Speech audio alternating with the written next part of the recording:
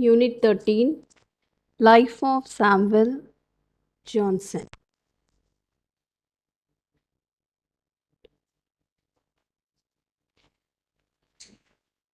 Ignorance, madam, pure ignorance, was the valiant confession made by the 18th century literary dictator Dr. Samuel Johnson. When questioned by an inquisitive lady about the wrong meaning lexicographer had given to the word pastern in his great dictionary. So, his early childhood, born to older parents, sickly, too weak to cry, nursed by wet nurse, contracted tubercular infections called scrofula, taken to Queen Anne early school and gingerbread. That is, Johnson was the son of poor bookseller who he inherited from his parents were the incurable diseases, scrofula, and the everlasting poverty. He suffered from scrofula in his childhood, for which he had Queen Anne's touch, which they believed would have a curative effect. But it had taken away the vision in one eye, an audible power of 1 year. Poverty made him stop his study at college in middle abruptly, and hence he was deprived of chance of having regular education.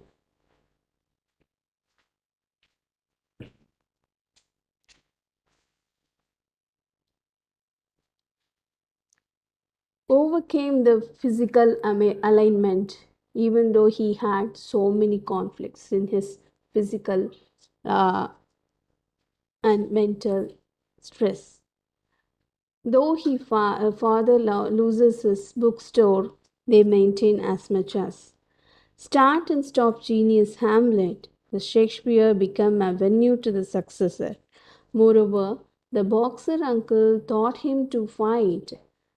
He would later fend off four robber and hold them at the bay in the seashore until the police arrived. So that much of my efficiency and stamina had because of his boxer uncle, well trained to have the confidence to the Samuel Johnson. He became a viewed swimmer, ice skater, and climber. Continued his 70s, still he continued in his 70 years. He had his university schooling. The legacy provides fun for him, proclivity for debates.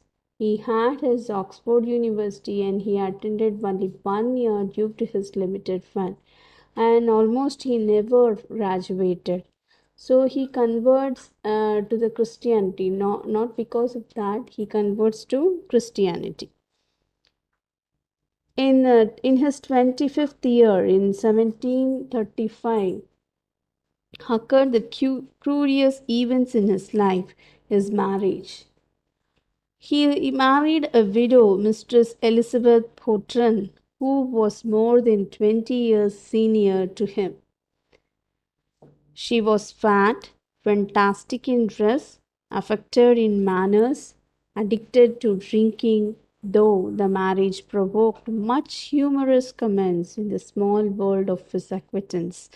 The familiar persons mocked at him about his marriage. For Johnson, it was mutually agreed love marriage, in which he had sincere and lasting love. Her death, which took place after 70 years of union, made him disconsolate. And he moves to London with Garge, and moreover, he begins to write at the encouragements of the friends and the companions. They are David Garrick, Sir Joshua Reynolds, Alexander Pope, William Hogarth.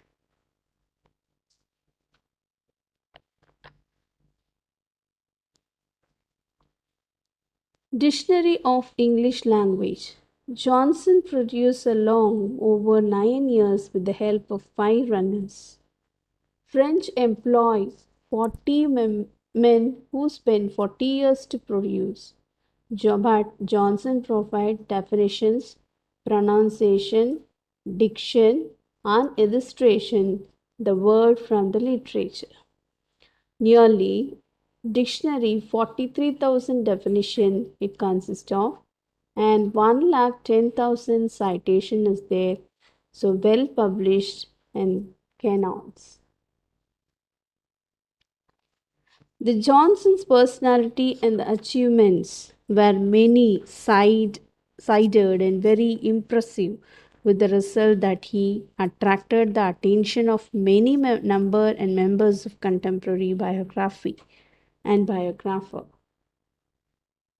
Shakespearean commentaries. The works of a correct and regular writer is garden accurately formed and delicately planted, varied with shades and scented with flowers.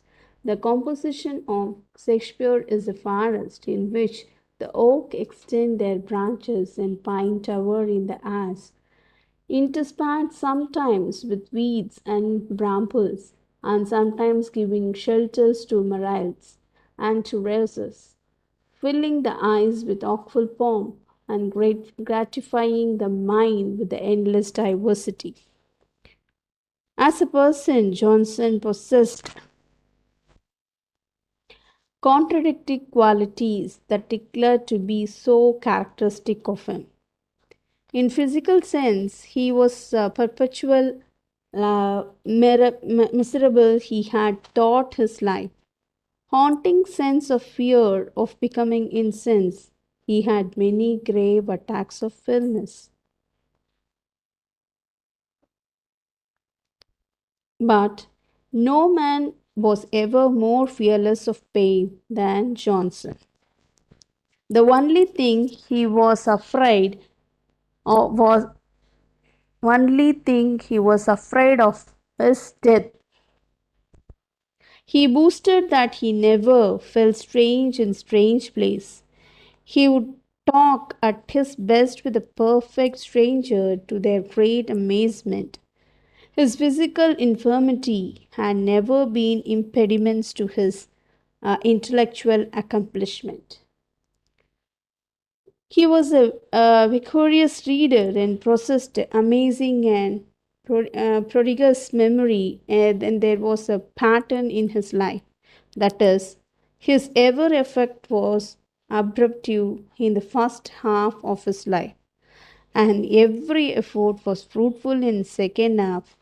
He was popular among the printers of his procrastinations in every project.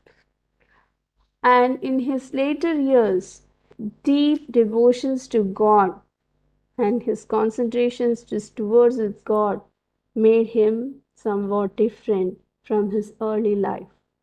Struggle with the depressions, so totally in first half, second half, and the last stage, still his stage of end. He struggled with depression, found solace in the presence of his friend. Love for poor.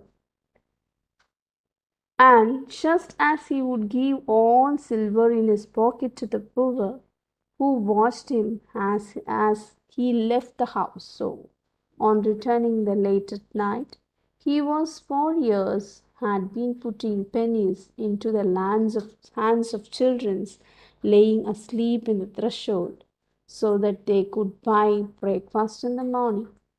So his sacrifice and love for poor is simultaneously its equivalent to his writing.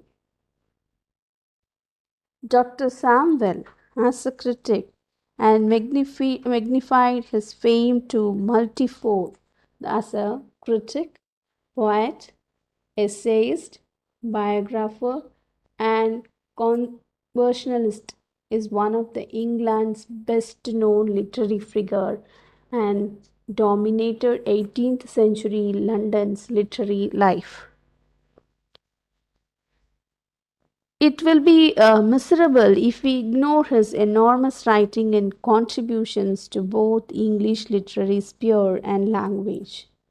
This literary giant's life came to an end in 1784 because of stroke.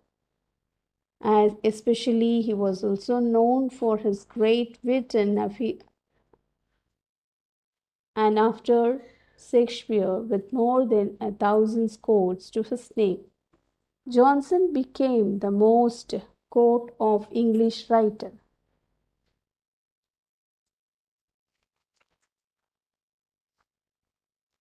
His literary productions were verse, periodical essay, novels and drama, biography, criticism, and the dictionary.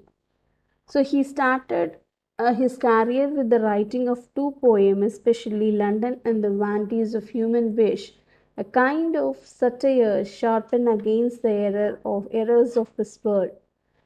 His prose work may be divided into two classes. One is that of moralist and another is that of critic. So the general complaint the death writer always or praised excessively without any valid reason. For such peoples, mere antiquity is the basis for their venerations. His criticism, and as a critic, he is always aimed at living the author, and praises go on only to those who lived long away and die. Living authors are estimated by their worst, and the dead authors are estimated by their best.